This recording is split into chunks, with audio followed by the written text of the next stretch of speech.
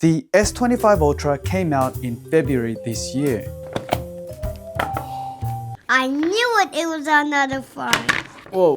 The reviews flooded in and many were disappointed, including me. The S Pen lost Bluetooth, the battery, camera hasn't changed. The S24 Ultra is better. Chinese phones! These were all valid points. But you know what? I went on and reviewed some of these other flagships. Yet, when I'm not reviewing a phone, I kept coming back to this S25 Ultra. The S25 Ultra did have a pretty rough start, but every good little thing about this phone slowly starts adding up over time, to the point where you'd rather pick this guy as your daily driver rather than these other flagship phones that have much superior hardware. A few weeks ago, I was reviewing this Xiaomi 15 Ultra. I couldn't be happier with this camera performance, until I got a sponsor urgently needing a contract signed whilst I was overseas. You might not use this S Pen every day, but there are times you need it, and I'm so thankful they didn't scrap the S Pen completely. Dex mode is another feature that I've come to love. You're on a holiday with your family and you just need that Disney Plus on the TV to unlock peace in your life. Are you not impressed, honey? This is... Bruh! Bro! I'll be more impressed if you wear your pants. No, whoa! Again, you don't need Dex mode every day, but when you do, it comes in clutch, you know what I'm saying? Or another one is you might want to take a moonshot. No, I'm joking about that one. No one wants to take a moonshot, okay? You see what I mean by these small little things adding up, which makes all these other super duper ultra crazy ass camera planet phones not as useful as this guy when it comes to like real world use. First of all, before anything, how good does this titanium jet black actually look? Out of 10, how pretty is this color? This is your color. This is my color, This is isn't your it? favorite color. 근데 되게 럭셔리해 보인다. Not many people have this because you can't just walk into your Best Buy or JB Hi-Fi and buy this over the counter. Yeah, and I think that's the reason why I love this so much. I think this is the most versatile Android slab phone you can get today. Another feature that I love about One UI 7, routines.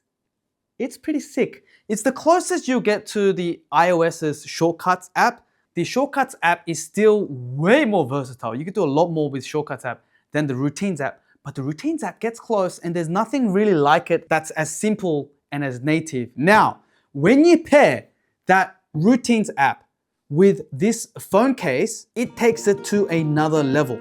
So here's a quick morning in the life with Routines and this case. As soon as I'm done making my morning coffee, I head to the studio and press the work focus mode button. This turns on my lamp and puts the phone on do not disturb. After smashing some edits, I hit the gym. I press this button and it activates exercise mode. Turns off my lamp, puts on noise cancelling and plays my workout playlist. Once I'm done and chilling, I just hit the middle button. This turns off do not disturb and changes the lamp to yellow. Just go check out Reddit and see what the normal people are saying about this case. It is epic.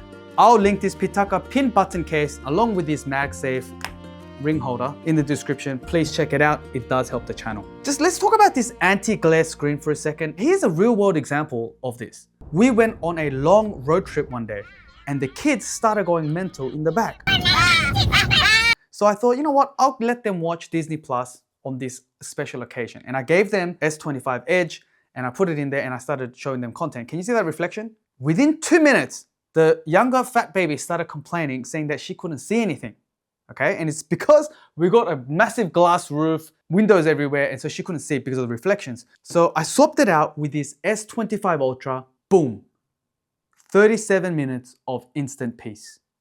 That is as real of an example as you can get of why this screen is good. Even a 3-year-old appreciates this anti-glare screen.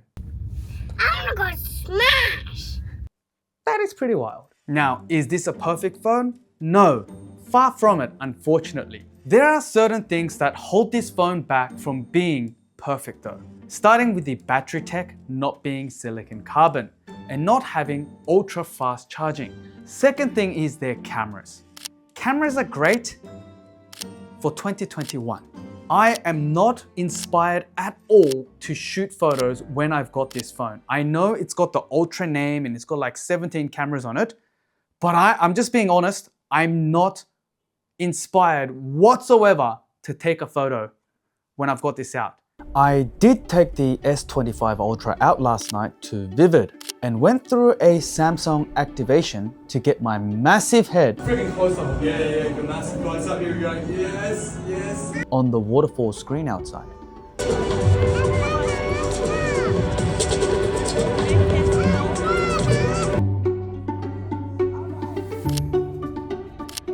Photos are totally fine, but nothing mind-blowing. It's a different story when I've got this bad boy. Like I want to take photos of everything. Yeah, later on in this video, I will be making my dream S26 Ultra, so stick around for that. The Xiaomi 15 Ultra runs laps around this S25 Ultra when it comes to photos. Check out one of my previous videos where I literally named it Xiaomi 15 Ultra, a camera with a bit of phone on the side. But the camera is only one part of the phone, and to some, the least important. Let's talk about One UI 7 for a second. I flip and flopped in terms of what Android skin I liked. I flipped between the Pixels to the OnePlus to the One UI, and I kept flopping around, okay? And I've concluded that One UI 7 is definitely the most versatile Android skin right now, and it's not even close.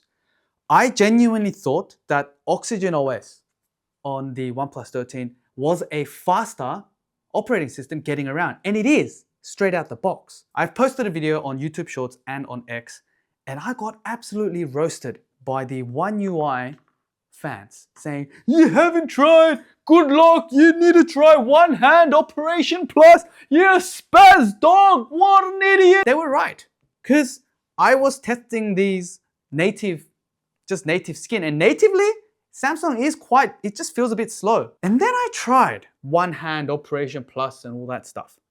Bruh! I'm gonna say it on record. As of this recording, One UI 7 is officially the fastest Android operating system, period. Let me explain. Okay. Have you heard of One Hand Operation Plus on Good Lock? This should get a new name. This should be called, "This is the best freaking thing on Samsung, ya knob." If you don't know, I like speed. I envy these Chinese phones having this thing where you can pull down on the left side for notifications and pull down on the right side. You can set up to 6 gestures, or probably more, on just one side to do certain things. And on the right side, you can set 6 things to do certain things. So if I swipe down from the corner like that from the left side, it's notification panel. If I swipe down from the right side, it's quick settings. Now the awesome thing about this, normally on Oxygen OS, whatever, you gotta go back home and then you gotta pull down, right? Here, I can just pull down and get the notification panel whilst I'm in the app, which is pretty cool. And I've made it so that a long swipe is our tab. It gets even freaking better than that. If I wanna open X, okay, which I do very frequently. So instead of most noobs going, instead of doing that, I just pull down diagonally this way a bit longer, opens X automatically. If I pull down longer this way, it opens Grok, which I use very often as well. Now, if I pull up, I've got quick toggles. I've got this awesome task switcher thing, absolutely unbeatable. I heard that there are some applications that try to mimic this. It's not the same. Now, what I did was I made it so that when I pull down anywhere on the home screen, I get Spotlight, which is my favorite thing about iPhones. Freaking cool.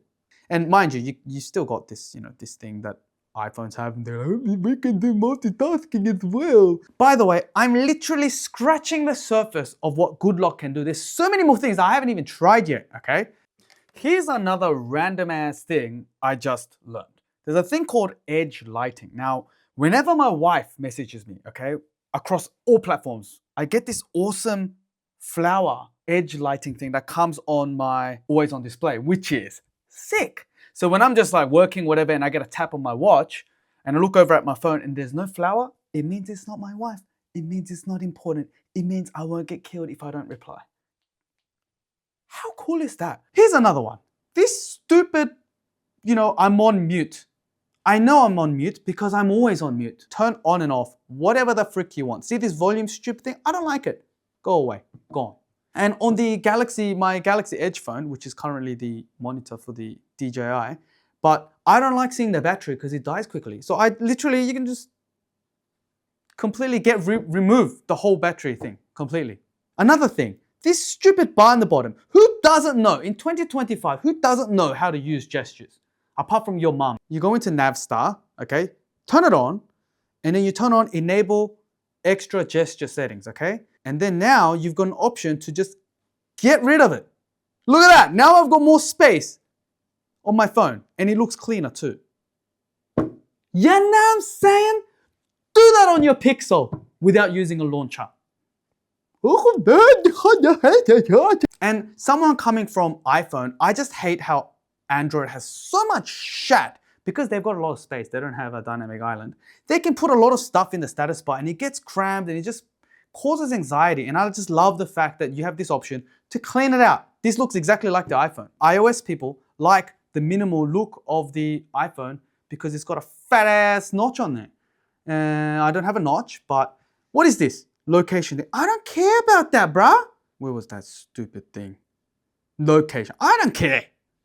Off. I'm not a phone AI fanatic, okay? But it's actually better than Photoshop. So right now, I'm trying to remove this and I try to do generate fill and it's just not working. I'm struggling to do this. And then I thought of, oh wait, I've got Galaxy AI. So you know what? Let's go and try that now. So let's open up the photo that I sent to myself. Now, let's see if I can just select that, remove.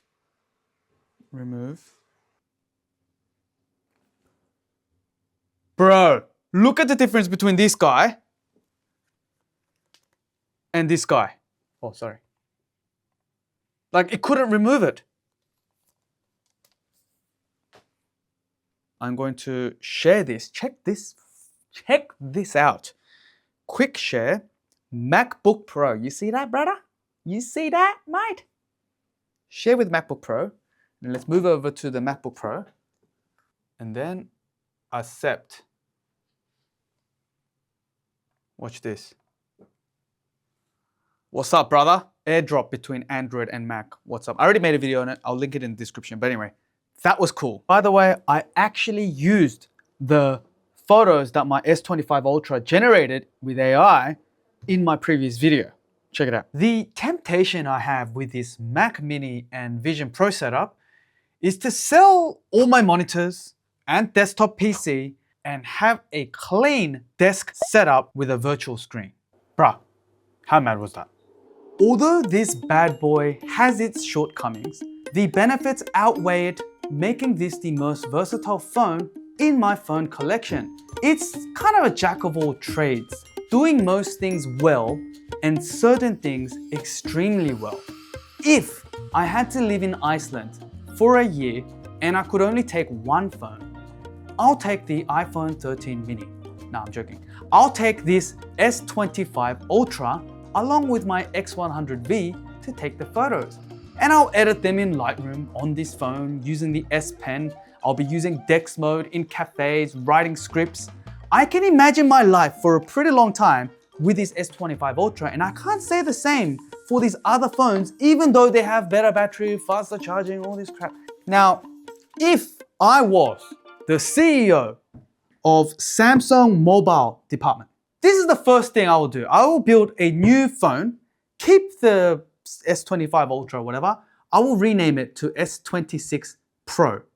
Now, the X26 Ultra, this is the phone that I will build, okay? I will shove in a 6,000 milliamp hour silicon carbon battery with 90 watt fast charging. I'm being a bit conservative just to make sure it doesn't blow up again. I will put Bluetooth back into this S Pen and spend that extra $1 per S Pen. I will drop this stupid 3 times lens that I actually hate, and instead I will upgrade every single camera on here. First, starting with the ultra wide. I will swap this out with the X200 Ultra's ultra wide.